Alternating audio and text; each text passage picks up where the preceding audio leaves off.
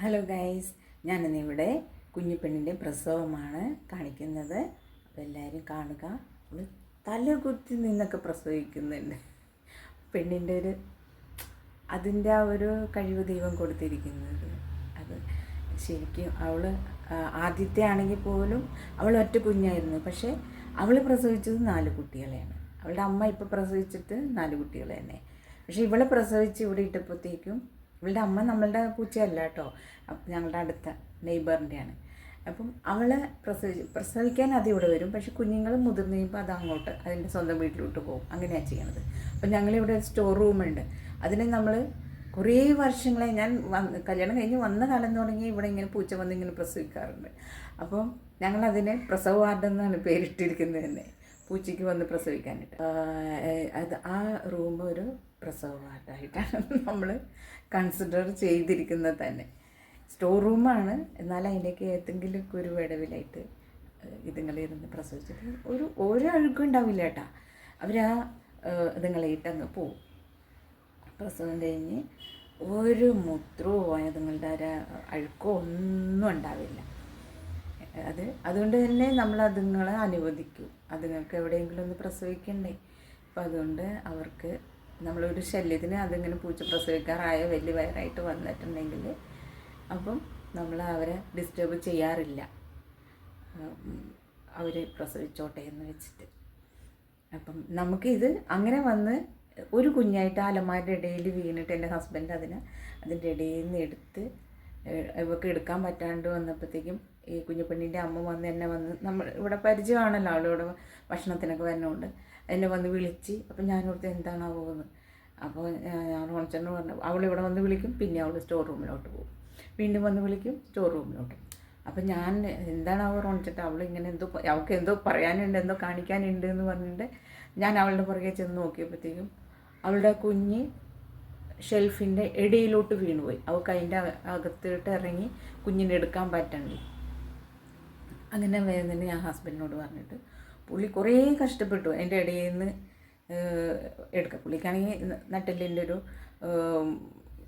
ഇതൊക്കെ കഴിഞ്ഞിട്ട് ഇരിക്കുമായിരുന്നു, എല്ലിന് ഒരു ചെറിയൊരു പൊട്ടൊക്കെ സ്റ്റെപ്പിൽ വീണിട്ട്. അപ്പോൾ അങ്ങനെ ഇരിക്കുന്ന ടൈം ആയതുകൊണ്ട് പുള്ളി കുറേ കഷ്ടപ്പെട്ടു അതിൻ്റെ ഇടയിൽ നിന്ന് അതിനെ എടുക്കാനായിട്ട്. അങ്ങനെ അതിനെടുത്തു.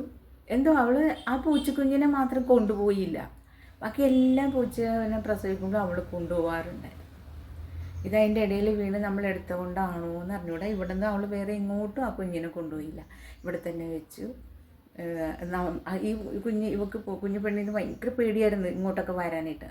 അവൾ ഒളിച്ച് നിന്ന് നോക്കിയിട്ട് ഓടും അകത്തേക്ക്, അങ്ങനെയൊക്കെയായിരുന്നു. പിന്നെ ഇത് കുറേ കഴിഞ്ഞപ്പോൾ ഈ കുഞ്ഞു പെണ്ണിൻ്റെ അമ്മ തന്നെ വന്ന് നമ്മുടെ അടുത്ത് കാലിൽ വന്ന് ഇങ്ങനെ പെരണ്ട് ഇങ്ങനെ ഉരുണ്ടൊക്കെ കാണിക്കുമായിരുന്നു കുഞ്ഞിനെ.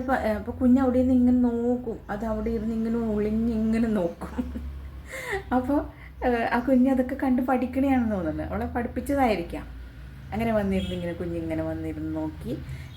അങ്ങനെ പതുക്കെ കുഞ്ഞ് പല ദിവസങ്ങളും ഉണ്ടാണ് കേട്ടോ, പെട്ടെന്നൊന്നുമല്ല. അവൾക്ക് പേടിയായിരുന്നു എൻ്റെ അടുത്തൊക്കെ വരാൻ. ഇങ്ങനെ പതുക്കെ ഇവളിങ്ങനെ വന്ന് കാലയിൽ എപ്പോഴും ഇങ്ങനെ വന്ന്. അതിന് മുമ്പ് ആ പൂച്ച അങ്ങനെ കാണിക്കാറുണ്ടായില്ല. നമ്മുടെ അടുത്ത് ഭക്ഷണം കൊടുക്കാതെ പോകുന്നല്ലാതെ ഓരോ തവണയും പ്രസവിക്കാറാകുമ്പോൾ വരും, പ്രസവിക്കുക, കുഞ്ഞിനെ കൊണ്ടുപോവുക, അത്രയേ ഉള്ളൂ. കുഞ്ഞുങ്ങളായിക്കഴിഞ്ഞാൽ പിന്നെ അധികം ഇങ്ങോട്ട് വരില്ല. പിന്നെ അത് കഴിഞ്ഞ് കുഞ്ഞുങ്ങളൊക്കെ എങ്ങനെ പോകണമെന്ന് എനിക്കറിയില്ല. അവളുടെ അടുത്തുനിന്ന് വേറെ പൂച്ചകൾ പിടിക്കുന്നോ ആരെങ്കിലുമൊക്കെ എടുത്തുകൊണ്ട് പോകുന്നോ എന്നറിയില്ല. പക്ഷേ ഇവളായ ശേഷം മാത്രം അങ്ങനെ കുഞ്ഞിനെ കൊണ്ടുപോകാതെ ഇവിടെ തന്നെ അതിനായിട്ട് പരിശീലനമൊക്കെ കൊടുത്ത് അങ്ങനെ. അതിൻ്റെ ഇടയ്ക്ക് ഈ കുഞ്ഞ് ഇതായി വന്നപ്പോൾ ഞങ്ങളൊന്ന് ഹോസ്പിറ്റലിൽ പോയി. പുള്ളിക്ക് അടുത്ത ഹെർണിയുടെ ഓപ്പറേഷൻ വന്നു.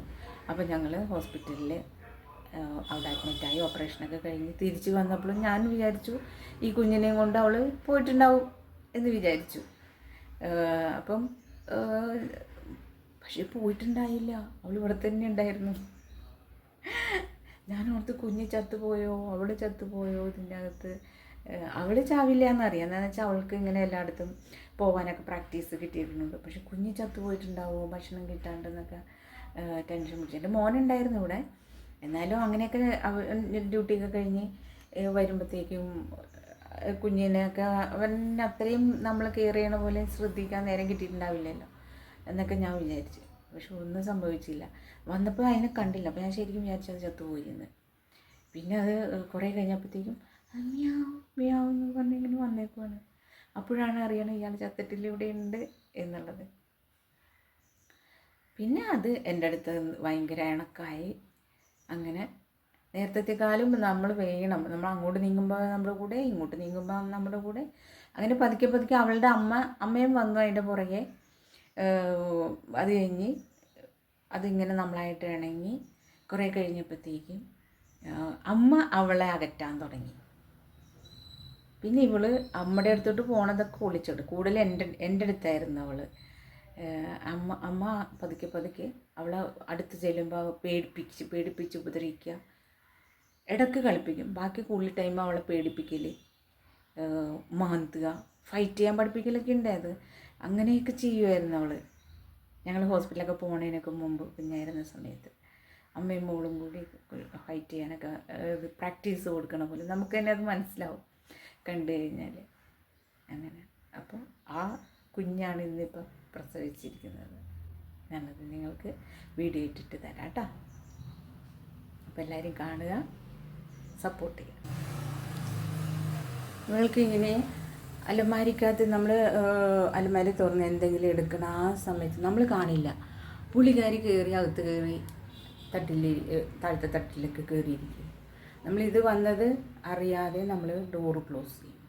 അങ്ങനെ 2-3 പ്രാവശ്യം ആയപ്പോഴത്തേക്കും പിന്നെ ഇതിനെ കണ്ടില്ലെങ്കിൽ നമ്മൾ വേഗം ആദ്യം അലമാരികളാണ് തപ്പണത്. നമ്മൾ എന്തെങ്കിലും എടുക്കണതിൻ്റെ ഇടയിൽ കൂടി പുള്ളിക്കാരി അകത്ത് കയറിപ്പെട്ടോ എന്ന് അറിയാത്തതുകൊണ്ട്. ഇതിനെ കണ്ടിട്ടുണ്ടെങ്കിൽ നമ്മളതിനെ മാറ്റും. അല്ലാണ്ട് ഇത് അങ്ങനെ 2-3 പ്രാവശ്യം കയറി പറ്റിയിട്ടുണ്ട്. അപ്പോൾ അതുപോലെ ഞങ്ങൾ പല പ്രാവശ്യം അലമാരികളൊക്കെ തുറന്ന് നോക്കി. ഇതിനെ കാണാണ്ടായപ്പോഴത്തേക്കും വിളിച്ചു നോക്കി. വിളിക്കുമ്പോഴത്തേക്കും മ്യാവ് മ്യാവെന്ന് ഒരു ഒച്ച കേൾക്കണം. അപ്പോൾ ഞാൻ എൻ്റെ ഉള്ളിൽ നിന്ന് തോന്നുവാണെന്നൊക്കെ വിചാരിച്ചു.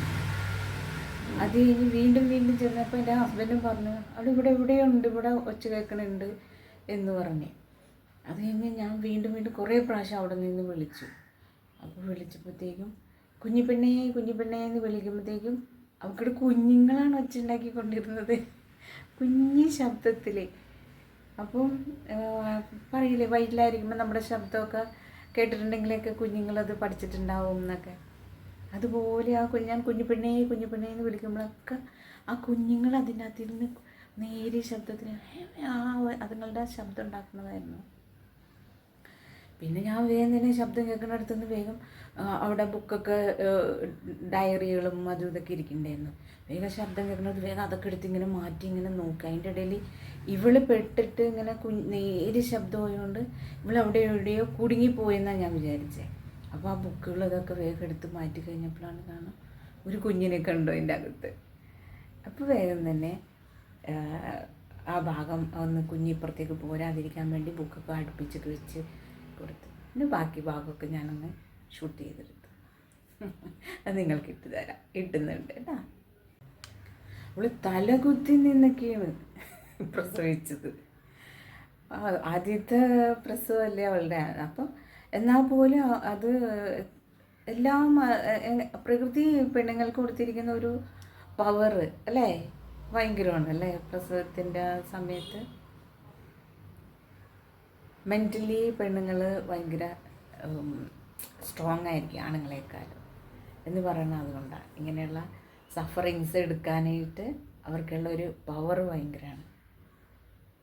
പക്ഷേ നമ്മൾ കൂടുതലും അങ്ങനെ അത് എടുക്കാൻ ഈ ആണുങ്ങൾ തന്നെ നമ്മൾ അനുവദിക്കാറില്ല. അതുകൊണ്ട് നമ്മൾ കുറച്ച് വീക്കായി പോകുന്നതാണ്. നമ്മൾ സ്വയം അവരെക്കാൾ കൂടുതൽ സഫറിങ്സ് എടുക്കാൻ കഴിവുള്ളവരാണ് പെണ്ണുങ്ങൾ. ഞാൻ നോക്കിയിട്ട് അവർക്ക് സ്ട്രെങ്ത് ഉണ്ട്. നമുക്ക് തരുന്ന മെൻ്റലി സപ്പോർട്ടും അവരാണ്. ആണുങ്ങൾ തന്നെയാണ്. പക്ഷെ പെണ്ണുങ്ങൾക്കുള്ള ഒരു മെൻ്റലി സ്ട്രെങ്ത് ഉണ്ടല്ലോ, അത് ആണുങ്ങളെക്കാൾ കൂടുതൽ പെണ്ണുങ്ങൾക്ക് തന്നെ എനിക്ക് തോന്നിയിട്ടുള്ളത്. എപ്പോഴും അങ്ങനെ തോന്നിയിട്ടുണ്ട് എനിക്കങ്ങനെ. പക്ഷെ അവരാണ് സ്ട്രോങ് എന്നുള്ള ഒരു ഇതിൽ നമ്മൾ കൂടുതൽ കെയറിങ് കൊണ്ടാണോ എന്നറിയില്ല. എപ്പോഴും നമ്മുടെ കഴിവുകൾ പലപ്പോഴും നമുക്ക് പ്രകടിപ്പിക്കാൻ പറ്റാതായി പോകാറുണ്ട്. അപ്പം ഞാൻ കുഞ്ഞിപ്പെണ്ണിൻ്റെ പ്രസവം ഞാൻ നിങ്ങൾക്ക് ഇട്ട് തരുന്നതാണ്. അപ്പോൾ എല്ലാവരും കാണുക. സബ്സ്ക്രൈബ് ഇതുവരെ ചെയ്തിട്ടില്ലാത്ത ആളുകൾ സബ്സ്ക്രൈബ് ചെയ്യണം കേട്ടോ. സബ്സ്ക്രൈബ് ചെയ്യുമ്പോൾ ബെല്ലൈക്കൺ കൊടുക്കുക. സബ്സ്ക്രൈബ് ചെയ്തിട്ട് ബെല്ലൈക്കൺ കൊടുക്കുക, ഓള് കൊടുക്കുക. എങ്കിലും ഞാനിടുന്ന വീഡിയോസൊക്കെ നിങ്ങൾക്ക് കിട്ടുള്ളൂ കേട്ടോ. അപ്പം എൻ്റെ ചാനലിടക്ക് കാണണമെന്നുണ്ടെങ്കിലൊക്കെ എടുത്ത് നോക്കാനൊക്കെ പറ്റുള്ളൂ സബ്സ്ക്രൈബ് ചെയ്താൽ. പിന്നെ എന്താ പറയുക, അപ്പോൾ ഇതുവരെ കണ്ട് എന്നെ സപ്പോർട്ട് ചെയ്ത എല്ലാവർക്കും വളരെ നന്ദി. അപ്പോൾ എല്ലാവരും ഹാപ്പി ആയിട്ടിരിക്കുക. ഇതുപോലെ കിട്ടുന്ന നല്ല നല്ല വീഡിയോസായിട്ട് ഞാൻ ഇനി വരുന്നതായിരിക്കും. ഞാൻ ഈ വീഡിയോയിൽ പറഞ്ഞ കാര്യങ്ങൾ ഇതുപോലെ പൂച്ച, പട്ടി ഇതൊക്കെ വളർത്തുന്ന ആളുകൾക്ക് മനസ്സിലാവുമായിരിക്കും. മറ്റുള്ള ആളുകൾക്ക് മനസ്സിലാവുമെന്ന് എനിക്കറിയില്ല. ആ ഒരു ഫീലിങ്സ് മനസ്സിലാകുമായിരിക്കും എല്ലാവർക്കും അല്ലേ. ഇത്തിരി ദയുള്ള ഏത് മനുഷ്യർക്കും മനസ്സിലാകുമായിരിക്കും എന്ന് വിചാരിക്കുന്നു. ഇത് വീഡിയോ എടുത്ത് ഞാൻ ഒത്തിരി വിഷമിച്ച്, എനിക്ക് പ്രായവും വണ്ണവും ഒക്കെ ഉണ്ടല്ലോ. അപ്പോൾ അതിൻ്റേതായ ശാരീരിക ബുദ്ധിമുട്ടുകളുണ്ടായി. അവളാണെങ്കിൽ അങ്ങ് അറ്റത്ത് പോയി ടേബിളിൻ്റെ തട്ട് ഉണ്ടല്ലോ അതിൻ്റെ ഉള്ളിലേക്ക് പോയിട്ട്, അത് ആ ചെറിയ അധികം പൊക്കമില്ലാത്ത വീതി കുറഞ്ഞ തട്ടിൻ്റെ ഇതിലാണ് കയറി പ്രസവിച്ചത്. അപ്പം അതിൻ്റെ ഇടയിലൂടെ ഈ ക്യാമറ അങ്ങനെ അകത്തേക്ക് ഇടാനും പറ്റില്ല. ഇതിൻ്റെ സ്റ്റാൻഡിൻ്റെ കൊമ്പും കോലൊക്കെ ഉള്ളതുകൊണ്ട് ഇങ്ങനെ പിടിച്ച് കുറേ നേരം പിടിക്കാനും വയ്യ. ഇപ്പുറത്തെ ഒരാൾമാരി, അതുകൊണ്ട് അതിൻ്റെ ഇടയ്ക്ക് എനിക്ക് എൻ്റെ വണ്ണം കൊണ്ട് എനിക്ക് അതിൻ്റെ ഇടയ്ക്ക് കയറിയിരിക്കാനും വയ്യ. അങ്ങനെ ഒത്തിരി ബുദ്ധിമുട്ട്. അതിൻ്റെ ഇടയ്ക്ക് എൻ്റെ കാലിന് മസിൽ വെട്ടി കയറി അങ്ങനെ കുറേ നേരം സ്ട്രെയിൻ എടുത്ത് ഇങ്ങനെ പിടിച്ച് നിന്നിട്ട്, എന്നുവെച്ചാൽ അടുത്ത കുട്ടിയപ്പോൾ വരും എന്നിങ്ങനെ നോക്കി നിന്നുകൊണ്ട് എൻ്റെ കാലിൽ മസിലൊക്കെ പിടിച്ചു. അപ്പോൾ എന്നിട്ട് ഞാൻ അവിടെ നിന്ന് നല്ല ഇത് നിങ്ങളിലേക്ക് എത്തിക്കാൻ വേണ്ടിയിട്ട് ഞാൻ അത്ര ഇതായിട്ട്, എന്നുവെച്ചാൽ ഓരോ സീനും കിട്ടണ്ടേ അതിൻ്റെ ഇമ്പോർട്ടൻ്റ് ആയിട്ടുള്ളത്. മറ്റുള്ള ആളുകൾ കാണിക്കണേക്കാളും നമുക്ക് കിട്ടുന്നതെങ്കിൽ സ്പെഷ്യലായിട്ടുള്ള ഓരോ ഇതൊക്കെ നിങ്ങളിലേക്ക് എത്തിക്കാൻ വേണ്ടിയിട്ട്. അപ്പോൾ എല്ലാവരും കാണുക, എന്നെ സപ്പോർട്ട് ചെയ്യണം കേട്ടോ.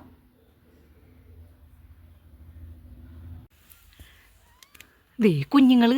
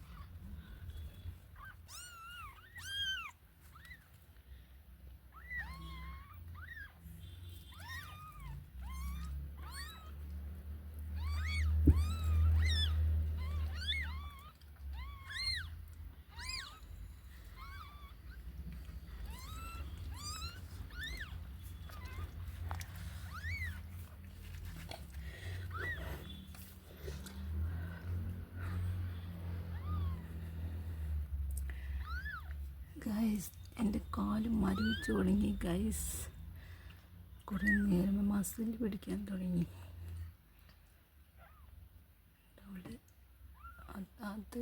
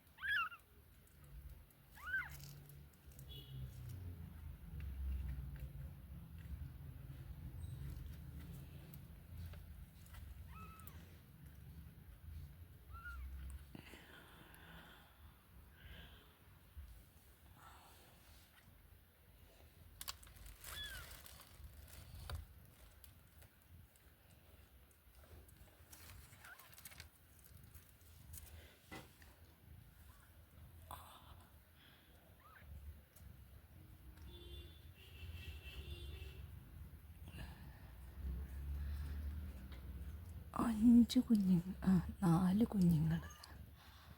അവൾ ഒറ്റ മോളായിട്ട് ജനിച്ചാണ്. അവൾക്ക് 4 കുഞ്ഞുങ്ങൾ ആദ്യത്തെ പ്രസവത്തിൽ. കുഞ്ഞിപ്പെണ്ണെ വിഷമിച്ചോടി.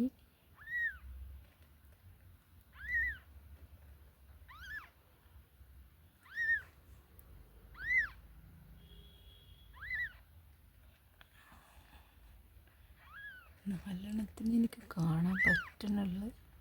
അവളാണെങ്കിൽ ഇതിൻ്റെ ഇടയിൽ വന്ന് പ്രസവിച്ച് കളഞ്ഞേ. എനിക്ക് ശരിക്കും അങ്ങോട്ട് കയറാനും വയ്യ.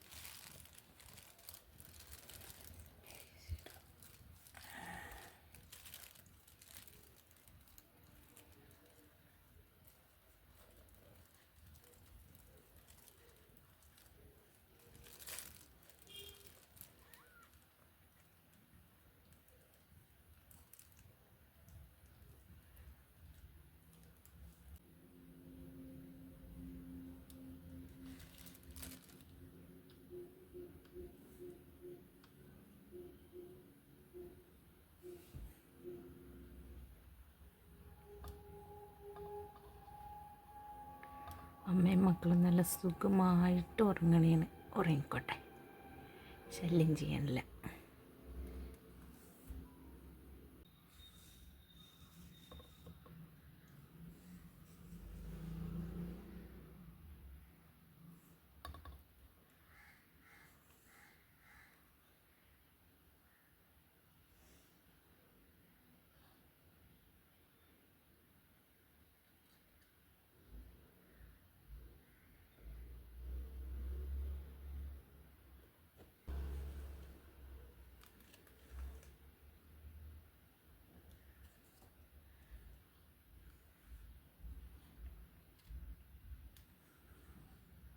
അവൾ കുഞ്ഞുങ്ങളെ ബുദ്ധിമുട്ടിക്കാതെ അനങ്ങാണ്ട് എഴുന്നേറ്റ് പോയി മൂത്രമൊഴിക്കാൻ പുറത്ത് പോയേക്കുവാണ്.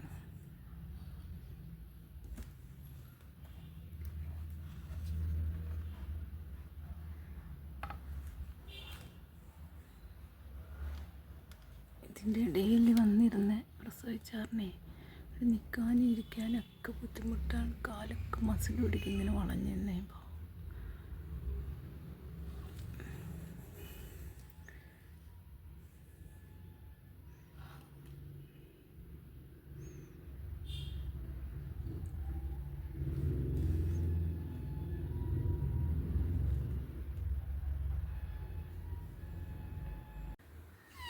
കുഞ്ഞമ്മച്ചി ഇട്ട ഫുഡ് എടുത്ത് കഴിച്ചാ? അടുത്ത് കഴിച്ചു പോന്നെ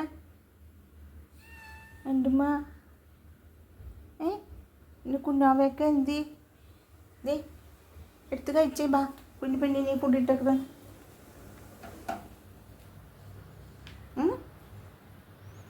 മൂത്ര കഴിച്ചാ?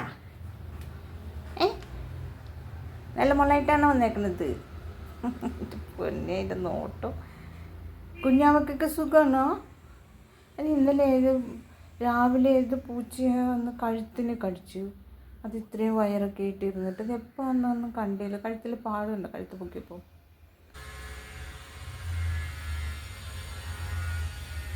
ഇത് കൊതുക് വന്നിട്ടുണ്ട് കുഞ്ഞു കുഞ്ഞെ കുത്ത. കണ്ട കഴുത്തേലെ പാട് കണ്ട. പകലൊക്കെ ഞങ്ങളെല്ലാവരും ഇവിടെ ഉണ്ടായി. അവളെൻ്റെ മടിയിലൊക്കെ കയറി. അന്നേരമൊന്നും കുഴപ്പമില്ല. അത് എങ്ങനെ വന്നു എന്നൊരു പിടുത്തമില്ല.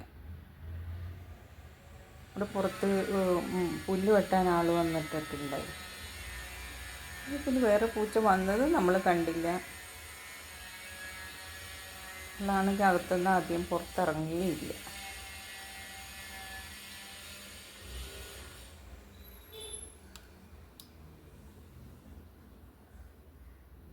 കുഞ്ഞാവിടെ അടുത്ത് പോണില്ലേ കുഞ്ഞു പെണ്ണെ? ഒക്കെ അവളുടെ പോലത്തെ കളറുകളാണ് തോന്നുന്നത്. അതുപോലെ ഇവളുടെ അതേ കളർ തന്നെയുള്ള ആമ്പൂച്ചയാണ് ഇവളുടെ അടുത്ത് ഇങ്ങനെ ഒളിച്ചും പാത്തും വന്നിരുന്നത്. അതിന് ഓടിക്കുമായിരുന്നു. ഇവളെപ്പോലെ തന്നെ നല്ലൊരു സുന്ദരം പൂച്ച.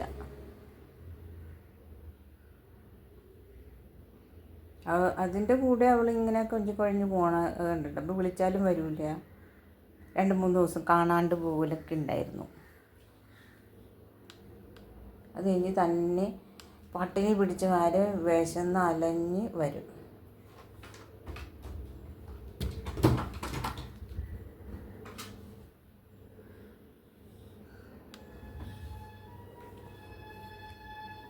അപ്പോഴൊക്കെ നമ്മളിങ്ങനെ പിണങ്ങുമായിരുന്നു അവളെ.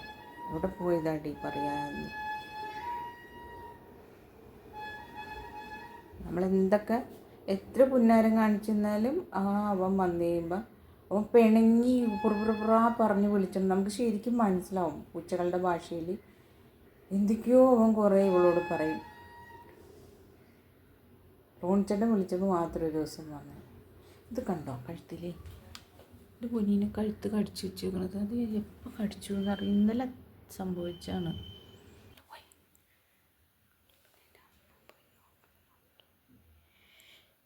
കുഞ്ഞിപ്പെണ്ണിൻ്റെ അമ്മ കുഞ്ഞിപ്പെണ്ണ് പ്രസവിച്ച് കാണാൻ വന്നേക്കണേന്ന് അവൾ നോക്കണണ്ട പോയി. ആ തട്ടിയെല്ലാം പ്രസവിച്ച് കിടക്കണേ.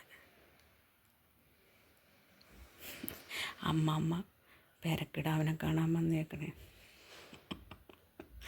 എന്താല്ലേ മൃഗങ്ങളാണേലും വേണ്ട അതുങ്ങളുടെ ആ ഒരു